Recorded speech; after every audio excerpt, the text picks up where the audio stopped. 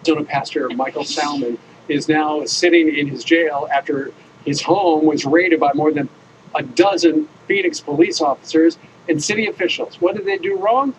Well, apparently you can't hold private Bible studies on your own property, at least he couldn't. Joining us right now is the wife of that jailed Bible study leader, Suzanne Salman, and from the Rutherford Institute, John Whitehead. Good morning to both of you. Good morning. Good morning. Suzanne, I read in the local papers out there that the city had a problem because you had the Bible study there at your house, and they said, you know what, essentially it's a church, and because you're not zoned for a church, you're breaking the rules, and that's why he was arrested. That is correct, yes, sir. And what? It's your house, it's your living room. Who can, you're doing a private Bible study. People do that in my neighborhood all the time, and he was arrested? That is correct. It defies logic, honestly. I don't understand, that something so small got just so large like this, No People kidding. do it all over the United States all the time, so. Right.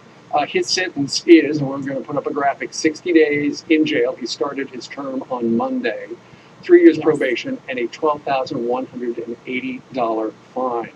John, is he being discriminated against because of his Christian faith? Because I have read that that's how he feels.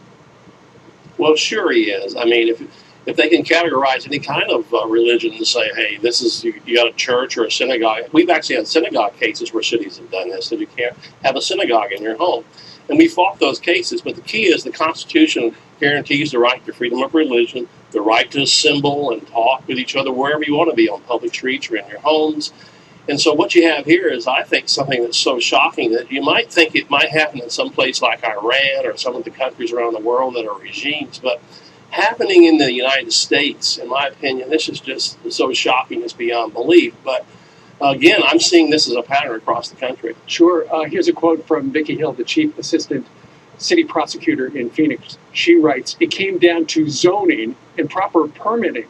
Anytime you are holding a gathering of people continuously, as he does, we have concerns about people being able to exit the facility properly in case there's a fire, and that's really all this comes down to." And I know that you, Suzanne, put together a little video showing, you're talking about people parked in my driveway and alley and stuff like that. Look at the neighbors.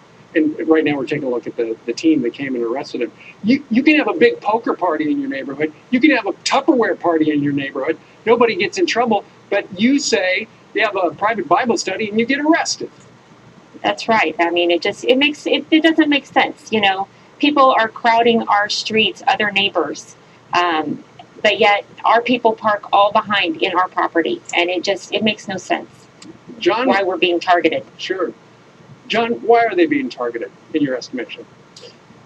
I think, again, we've seen this when a city agency focuses on someone. I mean, you had firefighters actually with Suzanne and her husband coming in their backyard, breaking up a barbecue with 20 people. The city is focused on them by sending police in their house, like a SWAT team raid, for someone who's meeting to have a church. But the thing historically, you got to remember, the early Christian church all met in the homes. There would be no church today as we know it if it hadn't been for the fact that they met in the home. So, yeah. And the other thing is, and Suzanne's right, you can do Tupperware parties, you can do all kinds of meetings on a regular basis, but for some reason, if they call you a church, you're illegal. And again, that's what regimes do, okay? Well, it all came down to zone.